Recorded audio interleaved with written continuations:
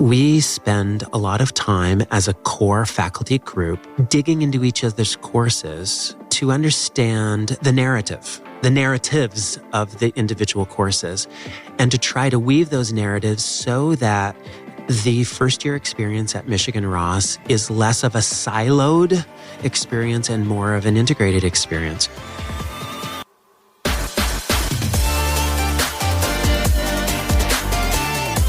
Good afternoon, good morning, good evening, wherever you are in the world, and welcome to Business Beyond Usual. My name is John Brown, and we're recording live from the Ross School of Business once again. I'm here with my Section 3 mate and brother from another mother, David Amarine, and today we're going to be talking about the Ross Academic Core. On to you, David. Before we get started, we want to encourage you to get in touch. We always love engaging with our listeners, and we love to hear from you. Send us a message at bbupodcast@umich.edu. That's bbupodcast@umich.edu. Or follow us on Instagram at Ross_BBU. That's at Ross_BBU. And feel free to DM us there as well. Ask us questions, suggest episode topics, or just say hello. So with that, we want to start with an icebreaker.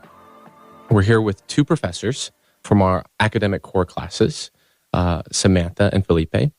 And before we get you to introduce yourselves, we want to ask you, can you tell us about a professor or a teacher that impacted you throughout your academic journey or your life in general?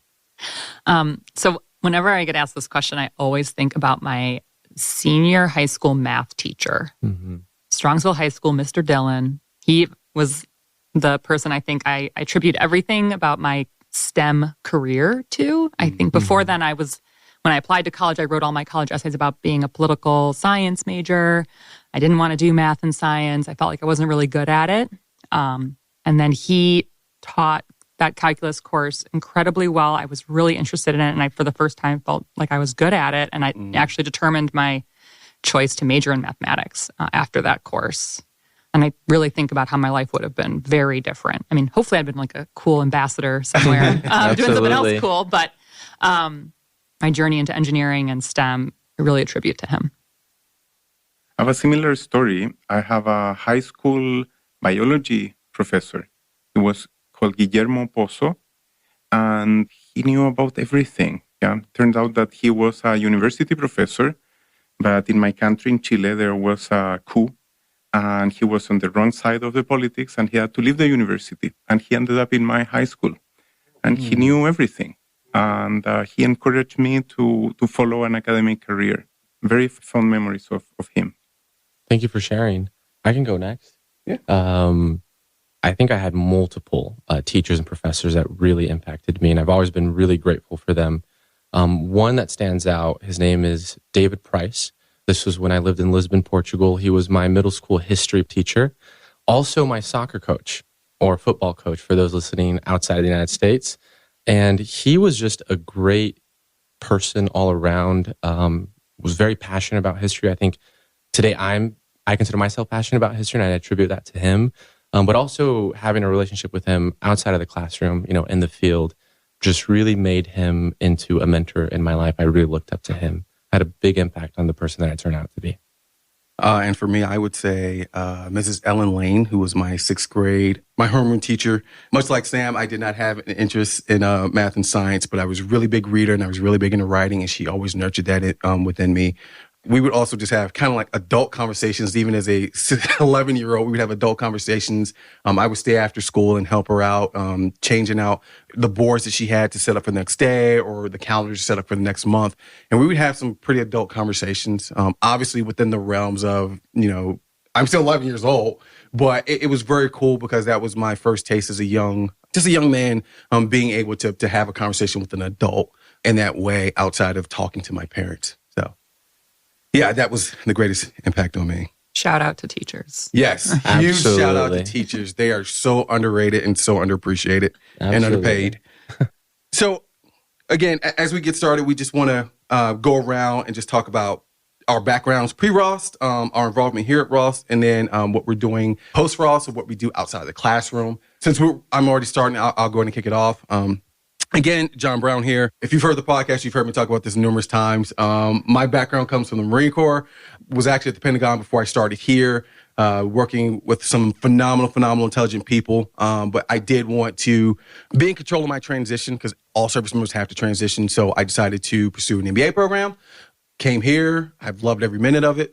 A little sad that we're leaving here in the next 60 days, but also really excited for what's next. Interested in brand management roles. Did a brand management internship over the summer and re-recruiting for brand management. So back over to you, David. Yeah, awesome. Thanks, John. So this is David. Been a co-host here for a while now. Originally from Brazil, worked in management consulting before Ross. During Ross, recruited for consulting again. We'll be going to strategy and after I graduate in Chicago, and super excited about that. I'll move on to Felipe and Sam for an introduction. And, after you introduce yourselves, we'd love for you to talk just a little bit about the classes that you teach for full-time MBA students here. My name is Felipe Cházara, and I'm a professor of strategy. So before Ross, I used to teach at INSEAD in France. Before that, I got my PhD in strategy from Wharton.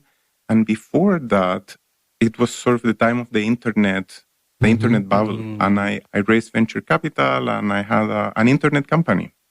So that was a wonderful experience. Tough, yeah. But after I closed that, I said, now I want to understand what happened here. So I decided to get a PhD in strategy. So the main course I've been teaching, it's a course I truly enjoy, is the core strategy course. I've been teaching that for more than 10 years now. So it's the first course that on strategy that students take. It happens in the first term. And I've changed that course a lot over time. I ended up writing a little book for the course. And I've written a lot of academic papers based on things that have happened in that course. Like, for example, what people learn when they take a strategy course. I've measured the changes in how people think about strategy with more than 2,000 students that have taken that course. Yeah, that's my main course. I also teach a PhD course in strategy for the PhD students. Those are the main courses I teach. Okay. My name is Samantha Kepler, and I'm an assistant professor of technology and operations, which is the supply chain and engineering discipline within the business school. And my PhD is actually from an engineering school. It's an industrial engineering PhD. And my background is I was actually a high school teacher for 3 years in the Bronx. I taught high school math. I taught 9th grade algebra through Teach for America. And similar to Felipe, even though sort of different trajectories, but there's a lot of similarities. One is that I was really interested in what was happening there. And it's particularly related to the resources that were available and unavailable and how that was affecting the educational production or system. And so I was inspired also to get a PhD based on some real world experiences that I had and trying to understand what happened and why it's happening that way. Like, why does the public school system work like this? And then straight from my PhD, I got my PhD at Northwestern School of Engineering, and then I came here to Ross. And actually a lot of our people in our department have kind of moved between engineering and business school. So it's not actually an unusual thing in our discipline. And I teach the core business analytics and statistics course, which is also taught in the first semester, Fall A. It is a core course related to thinking about things like uncertainty and data analytics, making predictions, the limitations, as well as the strengths of being able to do so. And that's my primary teaching. I've taught that for 3 years. Now, I also taught the undergrad version of the course before I moved into the MBA program.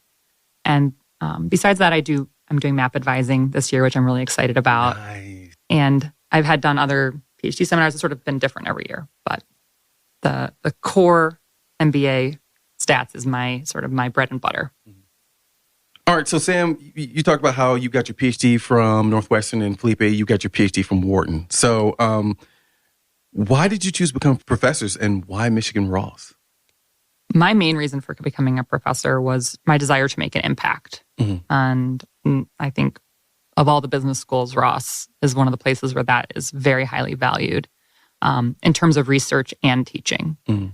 So we make an impact through our research by making, but through publications, but then in addition to publications, writing media articles, podcasts, like trying to make an impact on practice, business practice, social impact. All this variety of impact is really the reason why I'm here every day. And teaching the MBA core is an avenue to that impact as well, directly on the students, indirectly through the things that we learn from the students that inspire our research. So that's why I'm here, I think. So for me, it was a desire to learn fundamental things. When I worked, I was always realizing I'm reading things that have a half-life of a year or so. I want to understand the fundamentals. What are the things that do not change that much over time?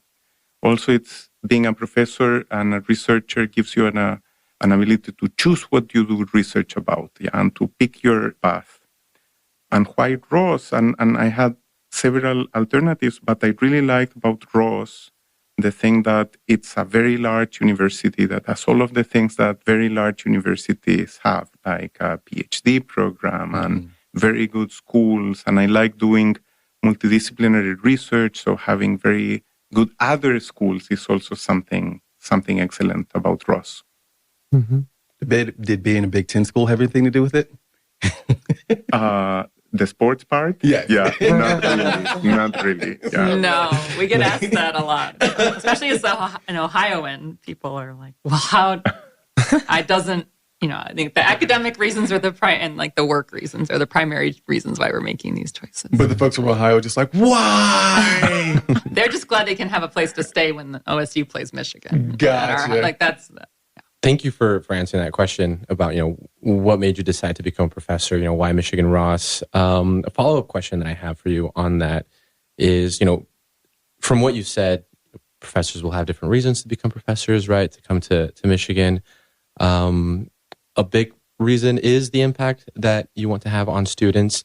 I imagine that the kind of impact that teachers and professors have varies depending on the phase, like whether you're an elementary school student, middle school, high school, college, or graduate student. In your opinion, what is the impact that you see that you're providing to MBA students? And maybe with that, or another way to think about that is, what's one of your favorite things about being an MBA professor? So how I see my job as a researcher is discovering useful things. And then my job as a teacher is to communicate those. And while I'm discovering things, I am also seeing what others have discovered, and I have time to reflect about what are the really important things. So I think I'm at a very good position to bring these useful fundamental ideas and to pass them to students so that they don't have to learn everything. They just can focus on the things that are really the most useful, the things that will be the most impactful for them and their careers. Yeah, I think for me, at least when I think about the core course, the stats course, statistics course, the main takeaway that I hope the students get out of that course is to be suspicious of data and statistics and algorithms and learn how to ask really good questions about them. I think that we teach them as incredibly powerful tools, but also ones that as humans who are thinking about managing people and affecting people's lives, it's our responsibility to ask questions about them and not accept them as undeniable fact or blind truth or anything like that. And one of the moments in the class that this sort of comes out is we have a day where we're building a logistic regression tool that predicts people's likelihood of repaying loans and taking that, on like a bank or someone who's providing loans and deciding whether or not a customer would deserve a loan, or we would give a loan to that based on some risk, based on their personal attributes. And the students are often, show up to class and they're just plugging away using their logistic regression. And then I kind of pause and go, what are we doing here? Is this okay to do? Is this better than what the status quo is, where human workers do this based on their own judgment? We have a really good conversation about what is the implications of these types of tools and how this is going to affect real people in a real significant way. And what is our job as leaders to think about that impact? And so those are the types of things that I hope to make an impact through the students, is that by helping people, training people to think like that and to think, like, question what we're doing and making sure we're thinking about the impact on real people, that would be something that they take away in the classroom and will affect even more people as they go out into the world and do their jobs and hopefully, ask good questions and make good decisions based on on like good critical thinking skills. Mm-hmm. Yeah, that's great. And I definitely remember that from both of your classes, which I took, that concept of, ask good questions, be skeptical. I remember that from your class, Sam. Just because I downloaded an Excel spreadsheet from a database doesn't mean I shouldn't, sanity check it, be skeptical about it, and really dive in to see what the numbers are really saying. And from your class as well, Felipe, I remember a specific slide you showed once showing multiple strategy books. And they all had specific strategy theories saying that we have a specific formula for doing strategy, but that we shouldn't, look at those as the absolute truth, right? Things are always changing, and that we should be skeptical. We should be asking questions. Definitely something that I took away from both of your classes. Before we wrap up this first segment here, I want to ask a couple of questions about your thoughts about the MBA students, about the format of the academic core, but I want to wrap up talking about your background still. I know that a lot of professors, or most professors that are here, they ultimately do some kind of research, right? And publish research as well. Some even work, part-time or full-time as they are teaching classes. Can you tell us a little bit about what you do outside of the classroom? My main professional responsibility outside of teaching is research. Okay. That's a big part of my job here and my personal motivation to be a professor. So my research is on the impact of business in education. So thinking about ed tech companies, educational supply chains, all these resources that go into primarily the K-12 education space in the US, but I think that some of the takeaways are more generally applicable. So for example, one of my studies looks at the teacher crowdfunding platform Donors Choose. So if you don't know about these crowdfunding platforms, they're an innovation where teachers can crowdfund for school supplies and things for their classroom, similar to Kickstarter. And the question is, how does this impact teachers and students? And we have done a really rigorous analysis that exploits some sort of natural experiment on the platform to test whether this has an impact on student learning outcomes and also teacher retention in the United States in the schools that participate. And just to demonstrate sort of why this is important to me is that these studies have the effect that we find, which is a positive effect of this crowdfunding, has motivated, I think, over $20 million of COVID relief spending being sent to teachers on the crowdfunding platform to help fund supplies during this critical time. And so this is something that really motivates me to get up every morning, is trying to have an impact on teachers and their work so that they can do some of the things that we talked about at the beginning of the podcast about how they impact and change people's lives. And so this is another dimension to the professor life. That's a big part of the things that we do here at Ross. For me, it's also research. And my research is about decision-making structures. So that means how the way in which you make decisions end up affecting the quality of those decisions for firms in their strategy. So one part of this is, for example, managers. Some managers make decisions using frameworks, like the things that we learn in the strategy course. What's the effect of those frameworks? Is it better to, what are the most useful frameworks? What's the role of experience? So things about the individual, they call the mental representation, how they think about the problem. And another part of decision structures are at the group level, because most decisions in strategy are not made by just one person, but by a group of people. So there are things like the size of the group making decisions, whether they use majority or unanimity, consensus, what's the role of the diversity of that group, how much time they have to think, things about the process of decision making in groups.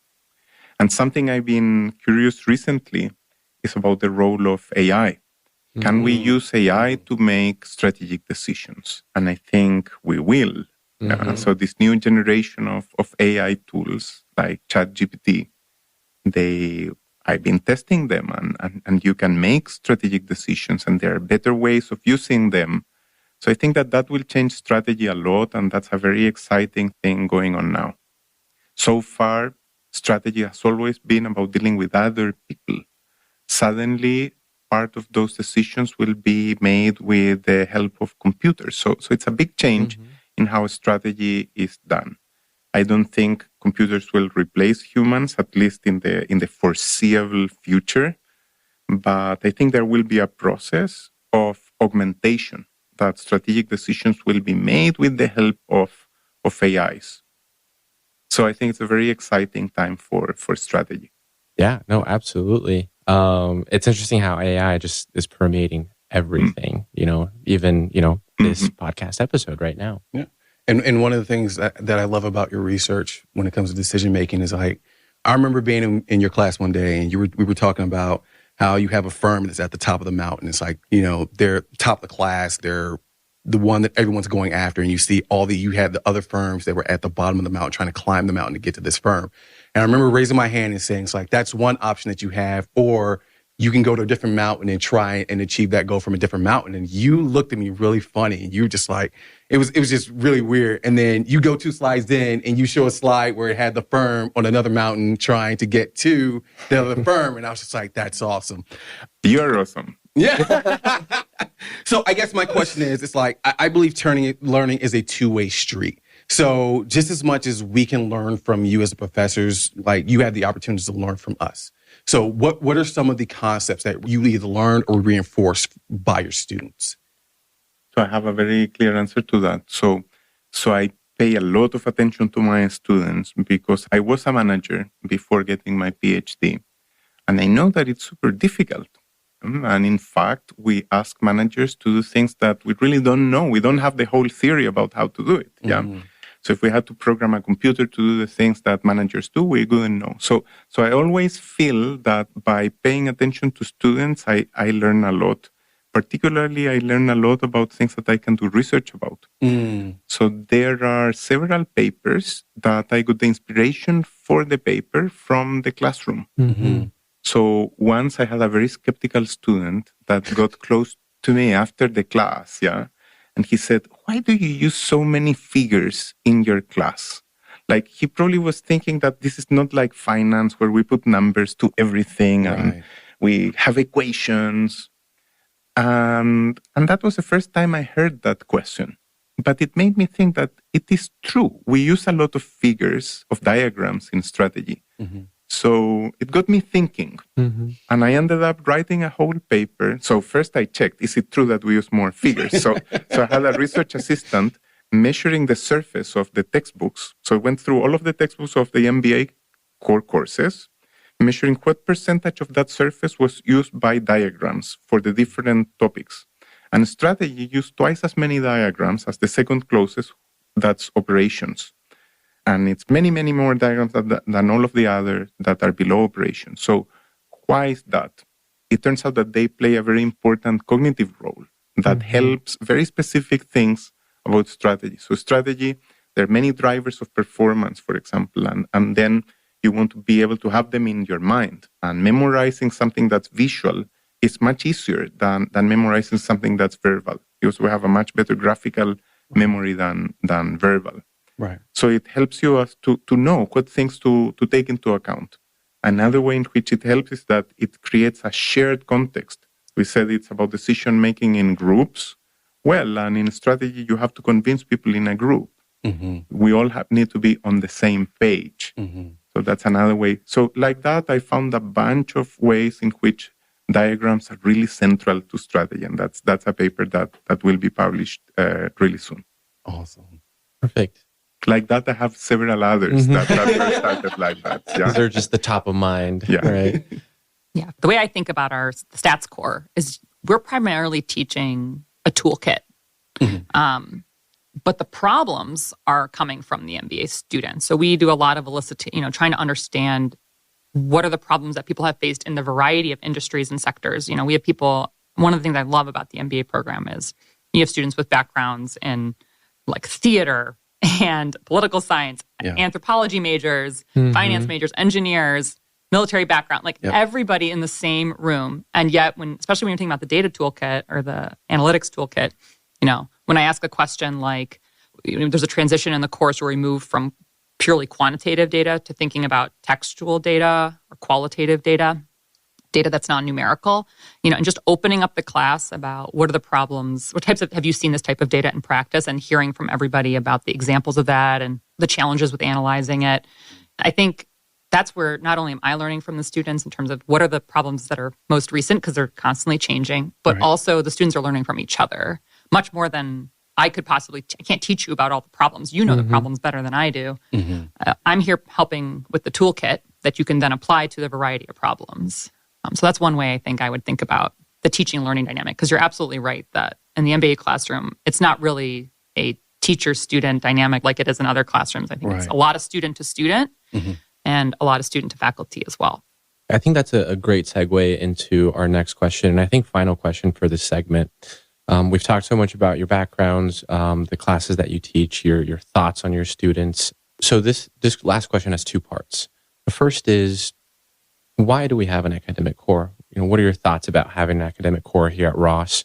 And then the second part of the question is, what advice do you have to incoming students to prepare themselves for that academic core, to take the most out of them, especially in this new AI era that we're coming into, as Felipe mentioned? Well, I think we have an academic core because we have an interest, I think, in that all of our graduates, regardless of what sector or industry they go into, have some basic similar set of ideas, ways of thinking, like what makes a Ross MBA student a Ross MBA student. I think there's like a higher level purpose of the core. And then the second layer to the question is, well, what should be in the core, or how much? And that is something that we talk about a lot, and we're constantly adapting and meeting about. So, one of the most salient things right now, I think, well, two salient things. One is sustainability, how to incorporate more of that into the core across all classes. And the other one, I think, is AI. And I think I would characterize the courses as like every year there's at least some updates. We're adding more or different problems based on what we're hearing from students, what we're hearing in the news of like what's going on in the world. What are the examples we want to bring into class to make this relevant to this year? Then there's bigger changes that need to come into play. And I think I taught the stats core last fall. That was the first time with ChatGPT being available, because it came out just after the previous year. Because it was over by then. So, thinking about, we integrated it a little bit, but there's a lot more. For example, one of the biggest applications of ChatGPT is to facilitate coding. It really makes coding a lot easier. Right. And so we've been talking about, we do a little of R in our class, but can we do more? How can we in 6 weeks teach the MBA students how to code? In addition to all of statistics, it's something that we ask ourselves, because I think this tool is really, can increase the ability to make that happen in the ways it hasn't in the past. And so that's going to require a more systemic, big change. But we're having those conversations. It'll be interesting to see what happens. Absolutely. Awesome. So why the core? I think I agree completely with what Samantha said. Is there are some concepts that are relevant no matter what path you end up picking. So understanding how to read a financial statement, understanding the main drivers of performance, that from strategy, understanding the main measures of the operations of a company, that you really need to know no matter what you end up doing. The core, also because it's a set of stable courses, has had a lot of time to think about what's the best way of teaching each thing, and also what are the interconnections between the part. So it's a very refined product in a way in which if you're always changing things and always teaching course at different points, you cannot achieve the same degree of perfection. And then how to prepare? That's a great question. So my recommendation would be something like to have a map of what you think you will learn. Get like an overview of what are the main things that you're going to learn, so that you have you can think of this as shelves, and these are the shelves that I want to end up having inside my mind. These are the shelves that I know the least about, that I want to know more. These are the shelves that will be relevant for my work. So if you have that map, you will be able to better focus your learning. You will learn more during the MBA program. If before getting into the MBA program, you have the roadmap of what you want to achieve. Of course, you will change it while you're here. but that will make it a more enriching learning experience. Thank you so much. Thank you for sharing your thoughts, your opinions. I think this brings us to the end of this first segment. So thank you, Felipe. Thank you, Sam, for being here and talking with us. And, we just wanted also to take this opportunity to express our gratitude for being here, for being our professors, for teaching us and taking that time. With that, we're going to cut into a short break and stick around for our next segment. This episode is sponsored by the Ross School of Business at the University of Michigan. Through our podcast, you can connect with the people and experiences that define the Ross way. Check out our other podcasts, such as Working for the Weekend, an exploration of the part-time MBA experience, Business and Society, a business podcast with award-winning Michigan Ross faculty, and Down to Business, a new interview series with Ross alum in the C-suite, hosted by Dean Sharon Matusik. All podcasts can be found on Apple Podcasts and Spotify. Welcome back to Business Beyond Usual, where this episode focuses on Ross's academic core. We're joined in the studio by two additional professors who set the foundation for our first-year MBAs. So, as a quick icebreaker, we're just going to go around the table and talk about who was a professor or teacher who impacted you throughout your academic journey. Lindy? I would pick Professor Maggie Neal. Maggie, in academic terms, is my academic grandma. And yes, PhD people are a little weird. So the advisor of my advisor was Maggie. And so my advisor was the first woman to get tenure at Wharton back in the day. I was a research assistant undergrad at Wharton. Loved working with her. And then at 22, all my friends were going to Wall Street. But I loved this side job I had at Wharton undergrad doing research. Right. And so I was trying to make that decision of, do I go do my PhD or not? She brought in her advisor, Maggie Neal, who was at Stanford most of her career, to weigh in on this. And I met Maggie at 22. Maggie was 6 feet tall, cowgirl from Texas who rode rodeos. My dad had been a cowboy. And as a woman, I was never allowed to do anything other than barrel racing, which, if you don't know, is literally running circles around trash barrels with your horse. The guys got to do all the cool stuff like roping, etc. I've learned something new today. Right. There you go, barrel racing. And so Maggie actually roped, and she was truly this cowgirl in all the ways where she dared to defy stereotypes, break barriers. She had helped my advisor, Eddie, make it through her career at Wharton. Maggie had been senior dean at Stanford. And so at 22, I met my hero, who I wanted to be as a professor, of this really strong woman who broke through a lot of barriers in our field, helped make our institutions better. Maggie especially prided herself in elevating those from different backgrounds. And so if you look at the professors that she elevated in the field, the predominant number of woman-female faculty in management, Black female faculty of management were progeny of Maggie, of people Maggie mentored and helped bring up. Maggie retired recently. One of the many reasons I was happy to leave Stanford for Michigan is I didn't want to do Stanford without Maggie. And as Maggie's retired, I've taken over her tradition of really trying to make sure that I'm also mentoring students who come from different backgrounds and helping them find their footing in the field. Awesome. Maggie every year would do these big parties at our Academy of Management where she'd have her family, quote unquote, come together. And so as Maggie retired last year, I started my first one of these and had my academic PhD students, children, research assistants come, as well as Maggie as a grandma, to see now her grandkids and great-grandkids. Oh, that's awesome. Growing up. So anyhow, Maggie Neal for all she's done for our field. Awesome. I'm going to take a slightly different direction. The person who had the greatest impact on my academic career was actually a high school teacher, not a professor. You see, I never thought I would be a university professor. I always thought I would be a math and science teacher at the high school level. And my passion for teaching started in high school when I had, like Maggie, for Lindy, I had one of those teachers who just instilled in me this idea that I can be a teacher, number one, and that I can have impact on people's lives. So his name was Stan Passfield. He was my music teacher. I'm not sure he was the greatest music teacher, but he was a great band leader. And I was a band geek. And I'm happy to admit it. In high school, I was a band geek. I played in all the bands. I had my own rock band on the side. I was the guy who brought the music stands to outdoor events. I contracted the 40-foot semi-trailer to do the Christmas parade. So I was into band, and Stan Passfield, my teacher, just embraced me and made me realize that I wanted to be a teacher. And I can tell you later why I decided to become a university professor as opposed to a high school teacher. But it was Stan Passfield. He was the man for me and made teaching a possibility. Thank you so much for sharing. I mean, it's incredible just the impact that teachers, right, have in our lives.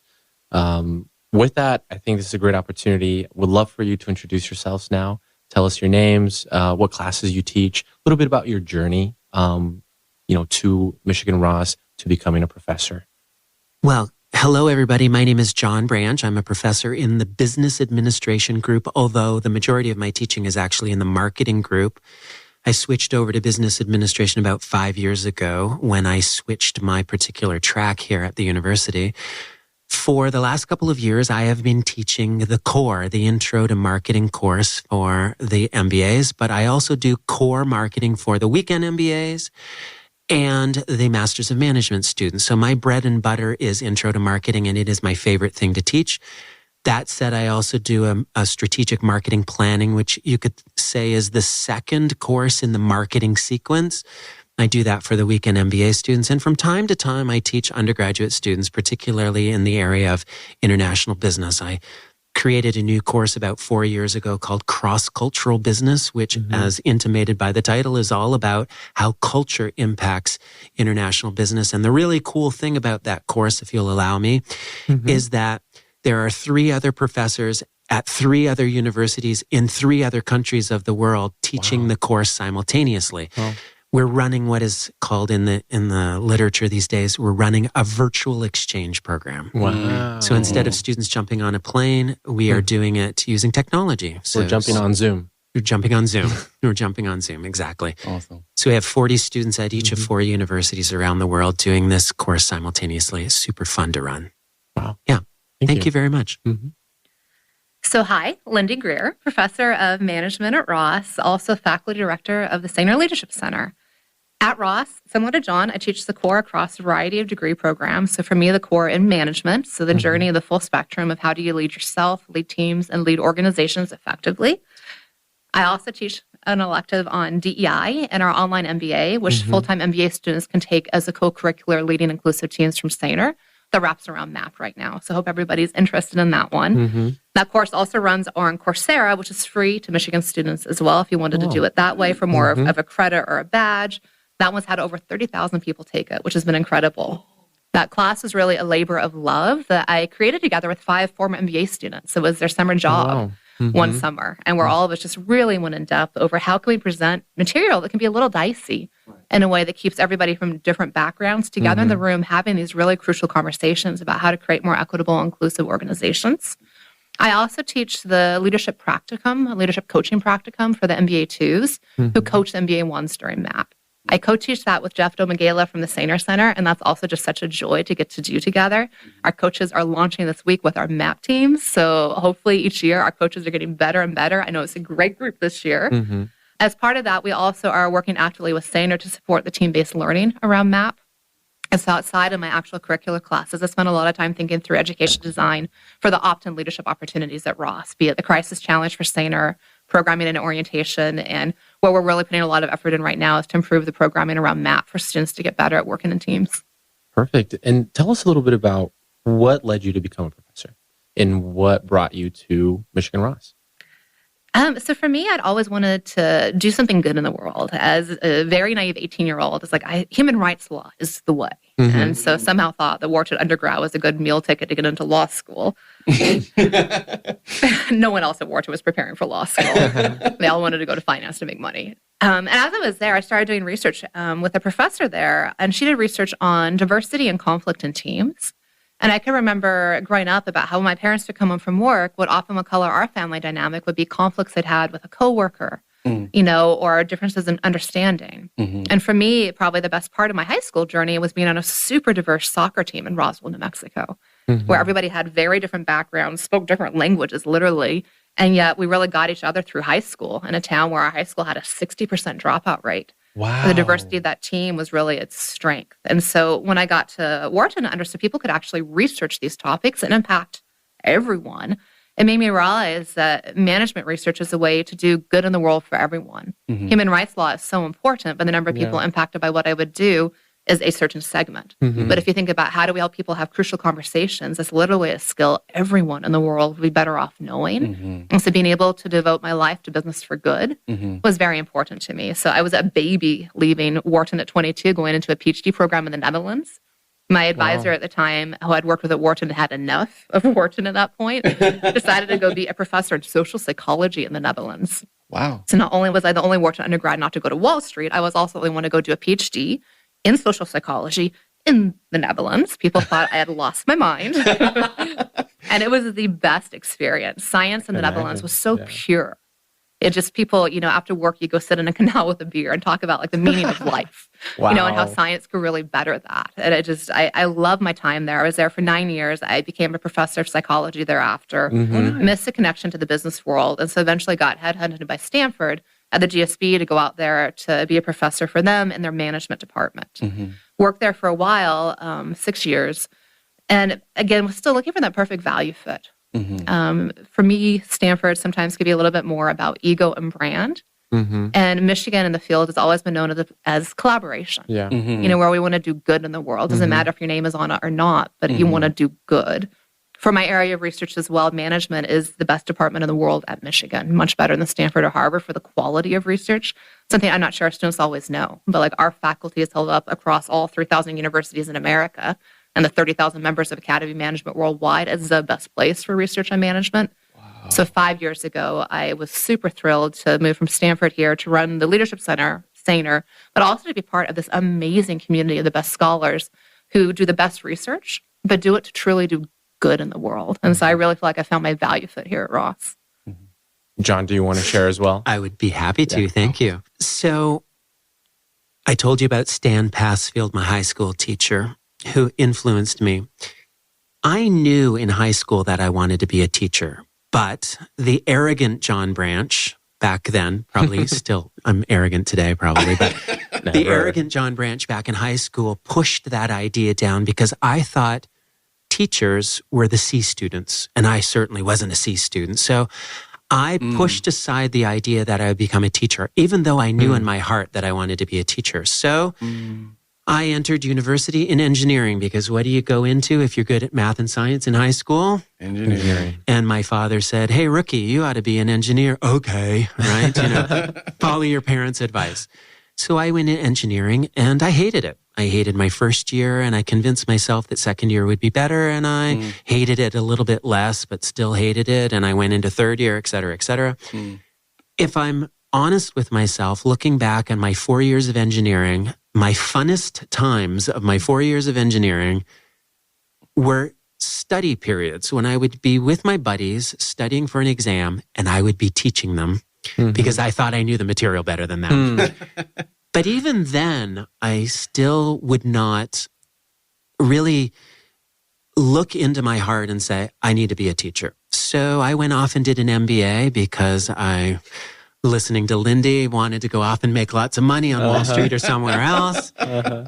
And it was actually in my MBA program that I realized I can be a teacher and fulfill the arrogant side of my personality by being a university professor. So in my first year of my MBA, I knew that the track was PhD because, as you probably know, the driver's license to be a professor is the PhD. So it was an easy thing. I was going to be a professor, which was going to meet my teaching ikigai, right? And so for the remainder of the MBA program, I focused on how do I get myself into a PhD program.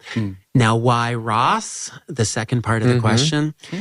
I started my career at Washington University in St. Louis, and I spent 5 years at WashU and had a wonderful 5 years there. But in my fifth year, it became apparent to me that my career was kind of plateauing. I was not getting new challenges. The dean looked at me as the guy who teaches intro to marketing and international marketing, and that's it.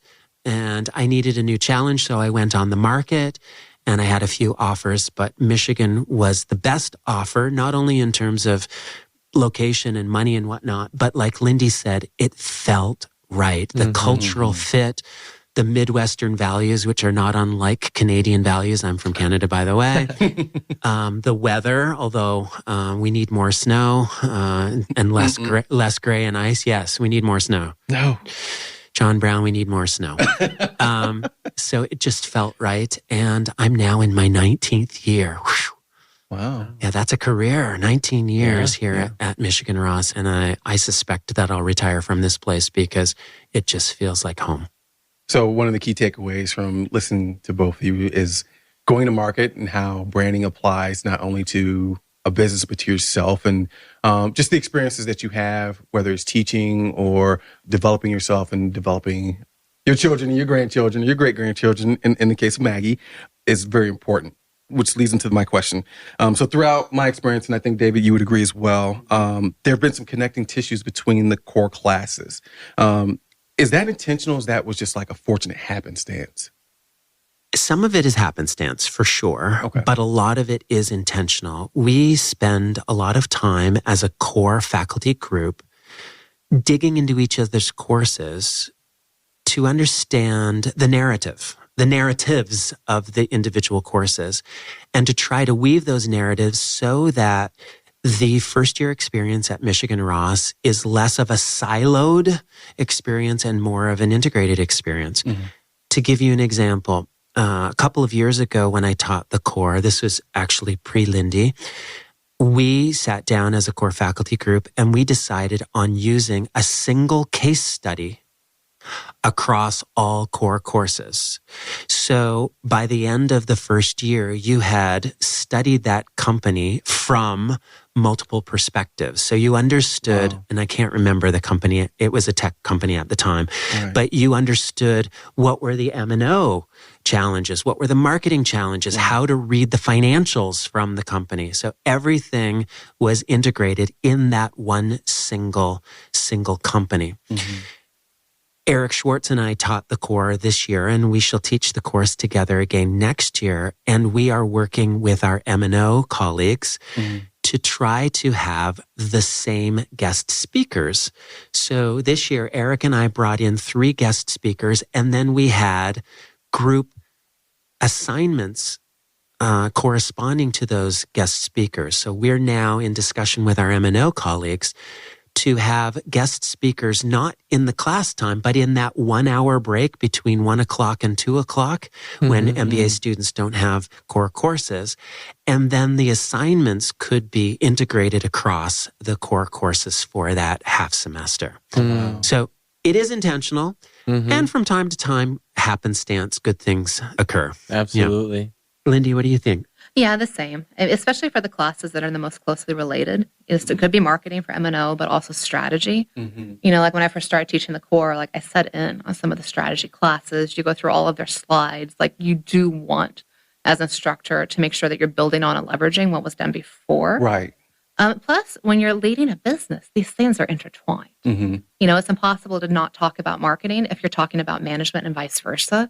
If you are a marketing leader, you are doing the content of marketing and you're also leading people who do marketing. Right. So it's very hard not to separate these things. You have to keep them intertwined and help our students see the connection points. One of our colleagues, this is a few years back, said something which was simple but kind of profound. There are no marketing problems in the world. There are no management problems in the world. Every problem is a business problem. And unfortunately, when we teach in our silos, when you teach M&O core, marketing core, strategy core, there is a tendency for students to also compartmentalize, thinking that this is a marketing problem, this is an M&O problem, as opposed to this is a business problem. Yeah. Right. And you guys might remember in core marketing, in my case analysis guide, the final piece was in the next steps, and it was worth 4 points. And you'll remember, I drilled it into your head that in that last section, there are no more marketing issues, right? The next steps are, okay, what do you have to think about in terms of finance, budgeting, timeline, hiring, firing, training? So even in a so-called marketing case, I always push the idea at the end that to implement the marketing solution, quote unquote, the marketing solution is actually a business solution because you need to think about how all of those other pieces fit in. I have a follow-up question on that, because we just talked about how even though we have these different courses, there is this connective tissue, right? And we want to be learning to be whole, right? But what do you hope students take away from your specific courses and the academic core specifically? For management and organizations, the key word I always love most is intentionality. Mm-hmm. I love the military saying, people who have my class know this: slow is smooth, smooth is fast. Mm-hmm. Slow is fast. Yeah. And so how do we get people to slow down and not take for granted people decisions? Yeah. How you show up in a meeting, who you invite to the meeting, Mm-hmm. who you put in what role as you're executing on strategy, how you deal and map when you have a difference of opinion, slowing down. There's so many tools and frameworks out there that can be helpful, and or your past experience, but that ability to really slow down and be thoughtful and to take seriously the idea of these people decisions we make change everything else. And at the end of the day, everything you do in a company is a people decision. Yeah. And really giving that the thought and attention it deserves. Yeah. Really nice. My answer is simple. What is marketing, guys? Going to market. Market. So the narrative in my courses actually, because when I do the follow-on strategic marketing planning course, it is all about that idea of going to market. And then I raise the level of questions, not from what is marketing and for whom we go to market. I start asking other important strategic questions like, why are we going to market?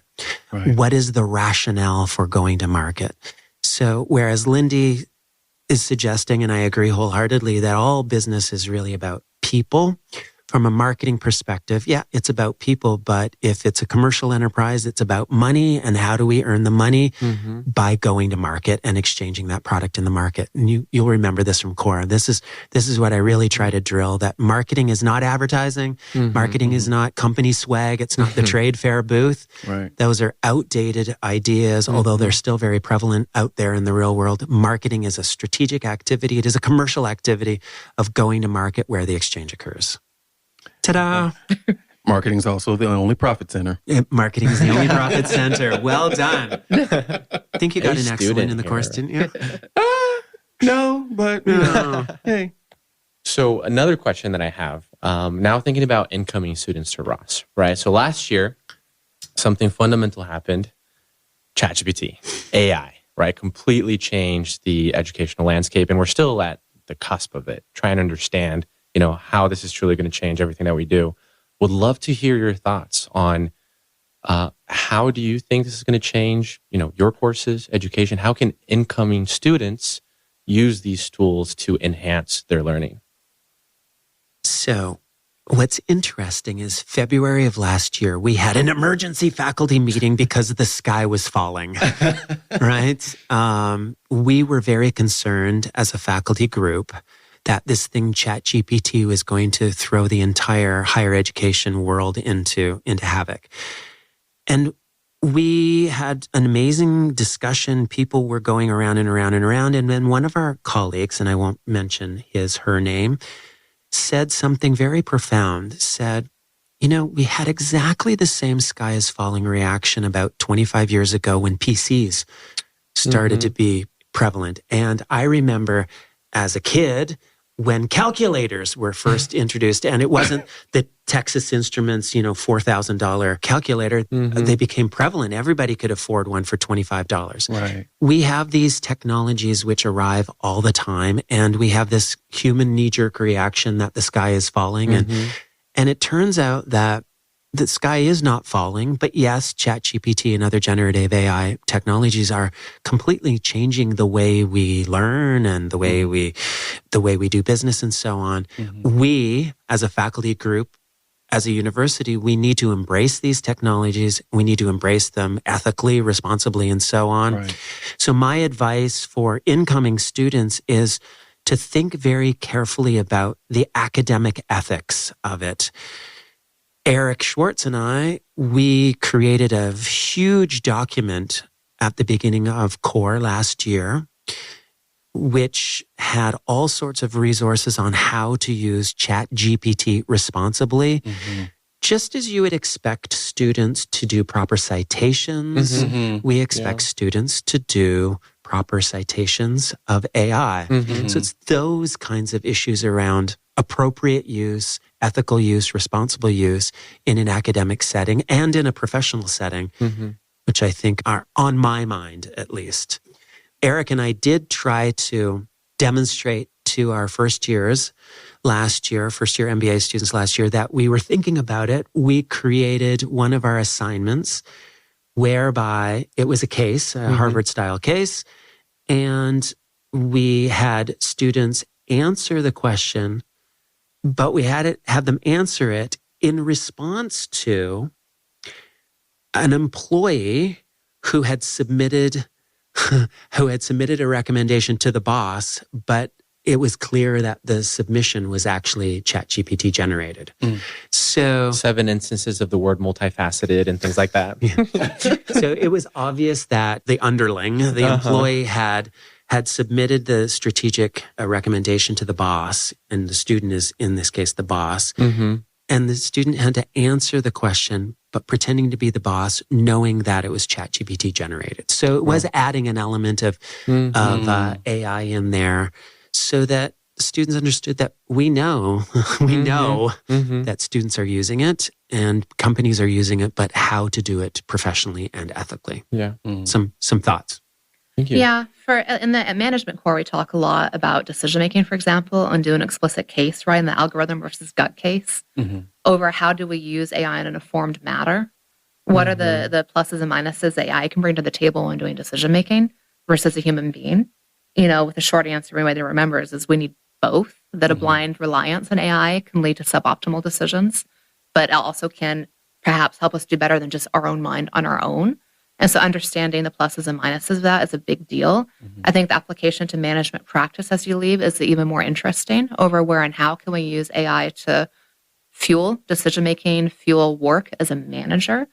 One of the things I find very interesting anymore is one of the hardest things I used to teach leaders in companies was how to write a vision statement. No matter if you're CEO or a middle manager, being able to have that one line to really rally people is so very important. Right. And it's such a different skill set than most people have day to day of really getting creative. It always was such a struggle. And so anymore, I'm starting to really encourage managers to use ChatGPT. The more you can give it a paragraph or two over like, what am I actually trying to do with my team? Put that into ChatGPT and write me a flashy vision statement. ChatGPT is pretty good, especially if you told it to give you 10 examples. And so there's a lot of things that used to be hard, I think can be easier, but just understanding not to have a blind reliance on it. There's so many cases right now of using ChatGPT and AI for hiring and how, it's a solution, it's more objective, but made by human beings, algorithm by human beings, also has its own biases baked in. Yeah. And so how do you beat the data or beat the AI as you go to make sure you truly understand it, you're checking it for biases, not treating it as perfect, but use it as a supplement or a tool for all the things we do within M&O because it can help with checks and balances. Right. Yeah. It's funny that Lindy used that term blind reliance, because I recently received an academic article which I had submitted to a journal. I received the feedback on my article, and this is what we call double-blind reviewed in the academic world. And it turns out that the person who was reviewing my article actually used ChatGPT to give me the feedback. And it was awful, absolutely awful feedback. It was nowhere to the quality that a professional reviewer, like an academic, would do reviewing. But it's just funny, ironic that we blindly rely on this technology, and it turns out that it's often not very good at what we're asking it to do. Yeah. Right. Thank you so much for sharing your thoughts and opinions about this. I think this is incredibly valuable. And, I'll add from a student perspective, right? ChatGPT 100% has been very valuable to me, very productive. But it really has made me stop and think about, if as any other tool, the outcomes, of ChatGPT really depends on the hand that is wielding it, right? And it also made me stop and think about, what's the line between using ChatGPT in enhancing the things that I do versus replacing, right? Am I just doing things or am I actually learning? So anyway, we're still learning a lot about, how this is going to change, and we've learned a lot so far, but exciting times that we live in. And I will say, full disclaimer, when I was creating the emails to send to y'all to ask you to come to the podcast, I ran the ChatGPT because it's just like, it's like, hey, please make this email sound more professional based off of this. And I dropped it in. Because in the back of my mind, I was like, these are 6 individuals who I highly respect. It's like, I don't want them to think I'm a complete and utter idiot. Please make this sound good. But like, this was your prompt verbatim to ChatGPT. Please don't make me look like an idiot. ChatGPT. I just said professional, but in the back of my mind, I'm like, please don't make me look like an idiot in front of these folks. But it's great because it took it and it created this prompt. But on the same note too, I was like, I don't talk like this. It's like, and as a writer, I'm like, if I send this, it's not going to be authentic. So like, Linda, to your point, it's like, don't blindly rely on the resource. So I kind of like switched some things around and made it sound more like me, but it really cleaned up the language. I was just like, yes, they're not going to think I'm an idiot. They're going to know that I learned from their classes. So that was really great. Linda, you mentioned it. We've just started the Multidisciplinary Action Project, or MAP, which is the Culminating Action-Based Learning experience for first-year MBAs. You work with the Sanger and you work with the coaches. John, you've done a couple of MAP projects, so you both have experience with the program. So as we're looking at this, what are some key concepts from your class that you recommend that the students take away as they prepare for MAP and beyond? Because the next step for them is their internships. I'm going to say one, which is perfectly in line with my colleague Lindy, which is, in my experience, 19 years of advising MAP teams across all the different programs, exec MAP, full-time MAP, et cetera, in almost all instances when the MAP project failed, it was not because of the sponsor. It was not because of bad project. It was not because of strategy. It was because of people. So my big takeaway about MAP, multidisciplinary action projects, cool. You're integrating marketing and strategy and finance and so on. But at the end of the day, for me, the biggest learning is how to work in a team. Yeah. It's the group dynamics, which will almost always lead to failure, which goes back to what Lindy said. Business is about people. Yeah. Life is about people. Yeah. Thank you for that setup. Did not pay him in advance for that one. I mean, if you can get through the people stuff, then all the core classes are relevant. MAP is supposed to be the capstone to the core. Right. Right, where you're dealing with the financials of a company. You're often dealing with brand, marketing, going to market. Mm-hmm. But it's hard to get to any of the application of those tools if you can't first work together as a team. Right. And so that's where really going back to, I hate to say it, orientation. I know that was eons ago, but right? Desert Survival. Approximately 17 years ago, if right? I remember. Yeah. We talked a lot in your first week over teams matter. Intentionality about how to work together matters. Leveraging all the voices in a team is really important. Having those crucial conversations is really important. We've worked really hard this year to keep upgrading the learning the teams will be getting around this. A few years ago in MAP, we had something called a charter, which was this laundry list of rules that was not always beloved. Right. And one of the big things I've been working on is to sunset the idea of a charter. And we now use what we call a collaboration plan that our teams will be working on Thursday. Wow. Collaboration plan looks a lot more like what you see in any consulting team, Right. any project team. You need clarity. When I am coaching leadership teams, they often have mantras to remind themselves of who they need to be on their best day. One of the common mantras I hear, which is true for any team, but especially MAP, clarify goals, confirm roles. It's impossible to apply our financial framework to the client if it's not clear who in the team is doing what or what actually we're trying to do. MAP is inherently really ambiguous. And your ability as a team, again, to clarify goals, confirm roles, is everything. And so as you do the collaboration plan, I really hope teams use it and take it seriously, not just do it as a check-the-box activity where you do it and you never look at it again. Within the role clarity this year, one of the frameworks students are doing in this new version of the charter, aka collab plan, is RACI, which is like my life obsession right now. Not kidding. I'm the weirdest person in the world for saying that, but I am obsessed. So RACI, R-A-C-I, if you haven't seen this at your past company, is an accountability matrix for decisions to figure out who's who within a decision. The A is accountability, who owns this specific decision. Right. So in a MAP team, who is the person responsible for the financial models? Who are the R's who have really important inputs or outputs for that, who need to be at the table as that person's making final decisions? In a MAP team, you don't have to do every single thing together, but also we know we're better with others. And so clarifying who's one other person on the team who might be double checking that financial model, the R with you. And then the C and the I are the people who care about the decision, but may not have the expertise or fish going into it, and or just like the level of organization to be there, who you have to manage along the way. The highest quality decisions as we're working with others are always closest to the data, right? So you don't want your sponsor in the room for every single decision. That is not a great use of their time. Right. But as you're doing focus groups, interviews to try to propose a new marketing strategy on how you synthesize those, how you present those are your decisions. So clarity in the RACI, collab plan is really important and something most companies use anymore. Different versions of it. There's RACI and DACI and ORCI and RC and Rapid and Drive and Mocha. I can tell you all about it.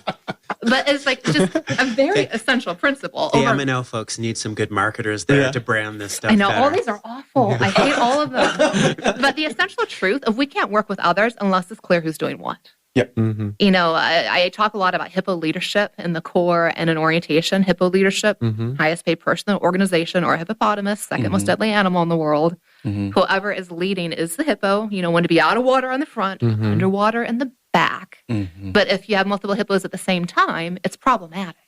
Right? Anybody remember the word for a group of hippos? No. Bloat. Oh. It is a bloated room if two people on your MAP team are both trying to take over the presentation in a meeting. So clarify goals, confirm roles up front. RACI is a tool that is going to be very useful to you in internships and jobs. And just being able to understand, how do we have the right team with the right lead? The goal of RACI is to make sure the people lowest to the ground have the most data, make the decision, the best generalist overview of that situation. Right. Boss's boss doesn't actually truly understand it. Right. And so companies use versions of this everywhere. Amazon, who's one of the clients we work with for executive education, recently had the best quote. RACIs are as good as a position plan for a little kid's soccer game. Sounds great on paper, and then we all start chasing the ball. So the other thing about collab plan this year that's important is it's tied to your Gantt chart of what are you doing when, which you should be pulling out in every team meeting to make sure that you're checking in. Are we playing position? One of the most important skills of a leader is to coach others. And now your MAP team coaching each other, helping each other play position well is really important. One of the exercises I do with a lot of the C-suites I work with is actually doing job descriptions of RACI. What does it actually mean to be the person accountable for part of the project? What are our expectations? What is good versus not yet good? And someone who's an A. What about an R? Maybe John is leading the financial model. I'm the R supporting and checking. What does it look like to be a great R or great team player or supporter? Let's actually talk about that in our team. And this is not making a laundry list of roles in a charter.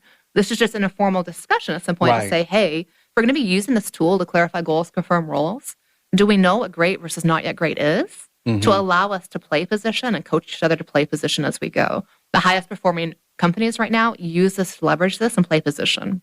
One of the companies we work with, oil and gas company, 100,000 people, they just launched their new corporate operating model or strategy. And they had an appendix went out to the whole company over these are the likely conflicts you're going to see around the A as we're doing a reorg. And these are bullet points to think through how to resolve those conversations. Right. And so this is the future of how we work together. As organizations have to be more agile, more adaptive, we need this clarity even more about how in any given moment to know who's calling the shots, who's on the team, and who shouldn't be in the room. These are really good pieces of advice. And despite the number of acronyms going around, really good stuff. My piece to add to that would be all of these conversations require people to be honest. And we have difficulty as human beings talking honestly to our colleagues, right? The RACI and all the other models are fantastic, and I've used them. But I had one person from the NetMap team contact me the other day, and she said, there's this person doing this, but I can't talk to him. Yeah, RACIs on their best day are not meant to be rules of play, but ways to force people to have conversations they don't want to. Are you playing position? Who should be playing position? Which then comes to skills for crucial conversations. Right. And that's one of the most important skills that students should be getting out of MAP. One is the design of teams. We know from the literature data that 70% of team success is a design, but that other 30% is equally important, which is as we're now then playing the game, Right. how do we coach each other? If someone on the team isn't pulling weight, how do we have that conversation? Every year with our MAP team, Sainer always gets some team where someone sent a 10-page text message chewing someone out. And like one of my goals in life is this be the year where that never happens. And we actually have like civil, in-person, helpful coaching, give and receive feedback, help each other be better conversations, which is a muscle and a skill set.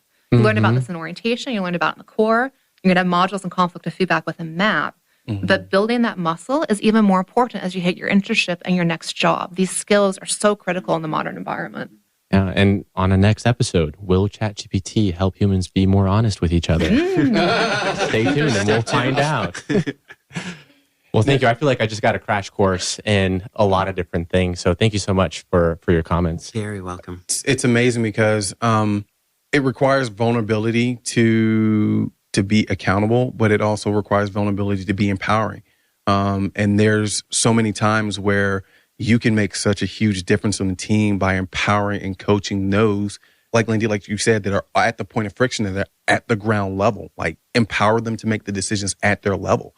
So then that way you can expand and that way you grow out what you have to do strategically.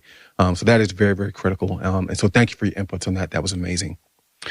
So I must say to our professors, Professor Felipe Cesar, Sam Kepler, Lindy Greer, John Branch, thank you for joining us today. It's been amazing. It's been so insightful. It's also a little bit, I'm looking at Dave as I say this, it's a little sobering because again, it's like David hates what I've been saying this. It's like we're in our last 60 days here as MBA students. But like knowing even now that we've been out of the core for a year, we're still learning from our core professors.